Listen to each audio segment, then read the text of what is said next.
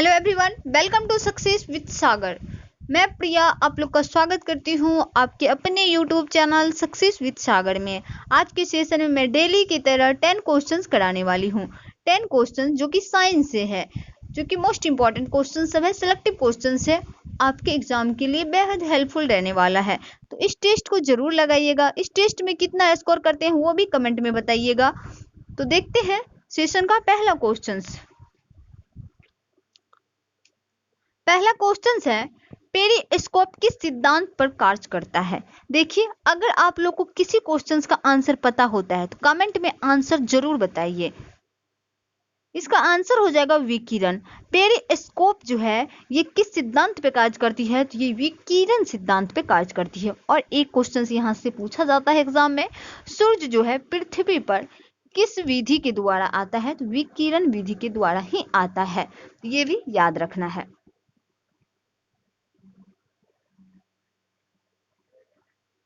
Question है, प्रतिरोध का मात्रक क्या होता है। प्रतिरोध का मात्रक क्या होता है, तो ये ओम हो जाएंगे। प्रतिरोध का मात्रक ओम हो जाएंगे। बात करें वाट का, तो ये वाट जो है शक्ति का एसआई मात्रक है। शक्ति का एसआई मात्रक है, इंपॉर्टेंट है, याद रखना है आपको। देखिए, मैं वही क्वेश्चंस कराती हूँ जो आपके एग्जाम में पूछे जा चुके हैं, और आने वाले एग्जाम में मैं आपको 110% बोल रही हूँ पूछने की संभावना है।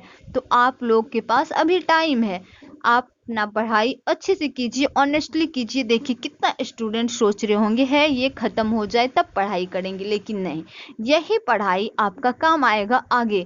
यानी कि 2021 में ही वैकेंसी आएगी, कुछ कुछ वैकेंसीज आ भी रही है तो कैंसिल हो जा रही है। तो आप लोग अभी टाइम है, पढ़ाई कीजिए, अच्छे से पढ़ाई कीजिए।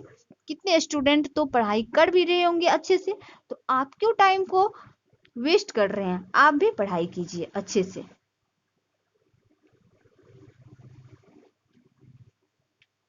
क्वेश्चन है, रोमन ने किस वर्ष इतिहास में पहली बार प्रकाश की गति को मापा था। अगर आंसर पता है तो कमेंट में बताओ।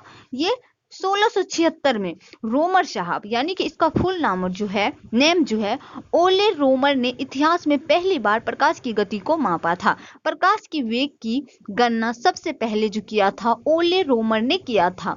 वायु एवं निर्वात में प्रकाश की चाल जो होती है 3 × 10⁻8 मीटर प्रति सेकेंड होती है। ये आपको याद रखना होगा। और प्रकाश ऊर्जा के छोटे छोटे बंडलों या पेटिको रूप में चलता है, जिन्हें क्या कहते हैं, फोटोन कहा जाता है। देखिए, आपको मैं एक्सप्लेनेशन इसलिए दे रही हूँ, इससे 4 या 5 3 से 4 क्वेश्चंस बन रहे हैं। एक तो यहाँ बन रहे हैं प्रकाश की चाल कितनी होती है, तो 3 × 10⁸ मीटर प्रति सेकेंड होती है। वायु एवं निर्वात में प्रकाश की चाल कितनी होती है, ऐसे भी क्वेश्चन पूछा जाता है। और प्रकाश ऊर्जा के किस कण में रहते हैं, कैसे रहते हैं, तो छोटे छोटे बंडलों या पेटिकों के रूप में रहते हैं, जिन्हें क्या कहते हैं, फोटोन कहते हैं। यहाँ से क्वेश्चन बन जाएंगे। और एक क्वेश्चन यहाँ से बनेंगे, प्रकाश को सूर्य से आने में लगभग कितने टाइम लगते हैं, तो 8 मिनट 19 सेकंड का टाइम लगता है। चंद्रमा से परावर्तित प्रकाश को पृथ्वी तक आने में कितना टाइम लगता है, तो 1.28 सेकंड का समय लगता है। प्रकाश को अवरोध के किनारे थोड़ा मुड़कर उसकी छाया में प्रवेश करने की घटना को विवर्तन कहा जाता है। तो फ्रेंड्स देखिए, अगर आपको लगे नोट डाउन करना चाहिए तो नोट डाउन भी कर सकते हैं, ताकि आपको एग्जाम के टाइम में रिवीजन करने में हेल्प मिलेगी। क्वेश्चन है, पेरिस्कोप में निम्न में से किस प्रकार का शीशा यूज होता है।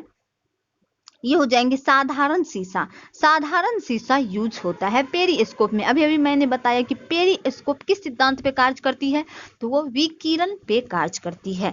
तो आपको याद रखना है। बढ़ते हैं नेक्स्ट क्वेश्चन पे। क्वेश्चन है, पानी में वस्तुएं किस सिद्धांत पर तैरती है।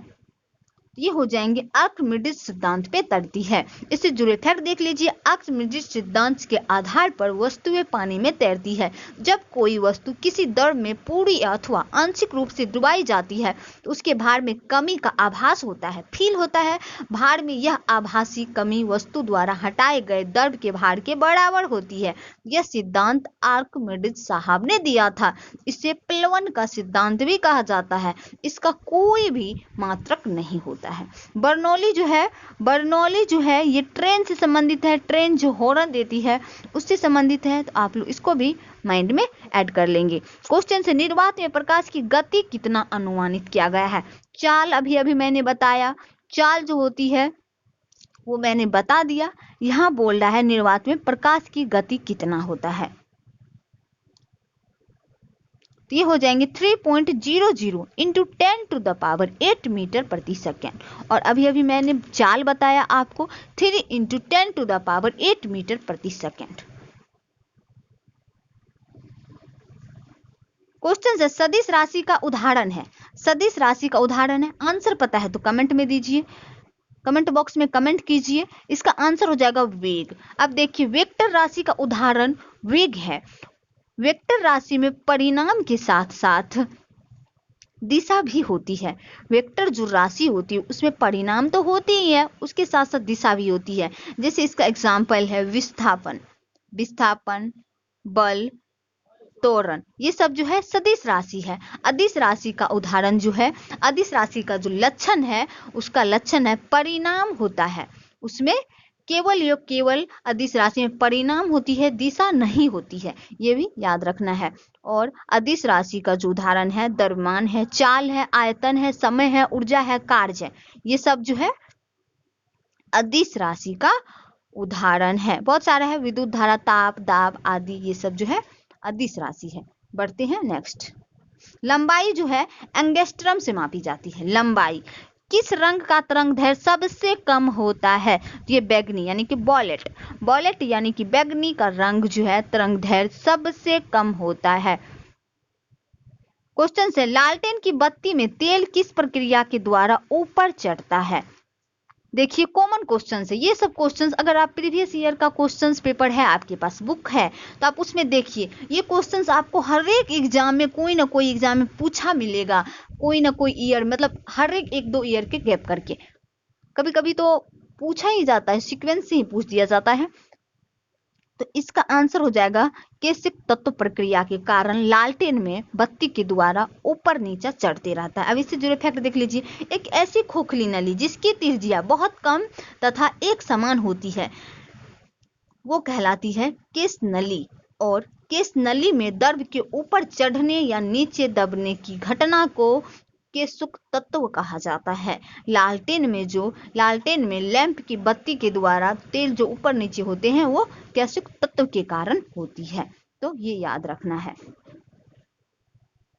क्वेश्चन से सेशन का लास्ट क्वेश्चन है डायोड को किस रूप में प्रयोग किया जाता है। ये रेक्टिफायर के रूप में प्रयोग किया जाता है। ये क्वेश्चन से मैं जुड़े फैक्ट बता देती हूँ, आप लोग इसको नोट डाउन जरूर करिएगा। रेक्टिफायर का जो आविष्कार किया था हैरिसन तथा टिनिंग ने किया था 1805 में 1850 में किया था। 1850 ईस्वी में किया था। यूएसए के रहने वाले थे। तांबे की एक वाष्प कुंडली में द्रव फ्रियोन भरा रहता है जो अपेक्षित आर्द्रता को कवर करके रखता है। और पूछा जाए अपेक्षित आर्द्रता को मापा जाता है किस यंत्र से, तो वो हो जाएंगे हाइग्रोमीटर से। हाइग्रोमीटर से अपेक्षित आर्द्रता को मापी जाती है, मेजरमेंट की जाती है। तो फ्रेंड्स आज के सेशन में मैं इतना ही, और आप लोगों से मेरा रिक्वेस्ट है कि आप लोग इस वीडियो को ज़्यादा से ज़्यादा अपने ग्रुप में शेयर कीजिए। ज़्यादा से ज़्यादा जितना हो सके फेसबुक, इंस्टाग्राम, टेलीग्राम, जितना हो सके शेयर कीजिए। देखिए क्वेश्चंस अच्छा है और आपके पास अभी टाइम है, अच्छे से पढ़ाई कीजिए। मैं यही बोलूँगी, आगे आप लोग खुद समझदार हैं। Thank you guys, bye bye and take care. आप लोग घर में रहे, देख रहे हैं बिहार का सिचुएशन बहुत ही क्रिटिकल होते जा रही है। बस आप लोग को अपना घर में रहना है, सुरक्षित रहना है।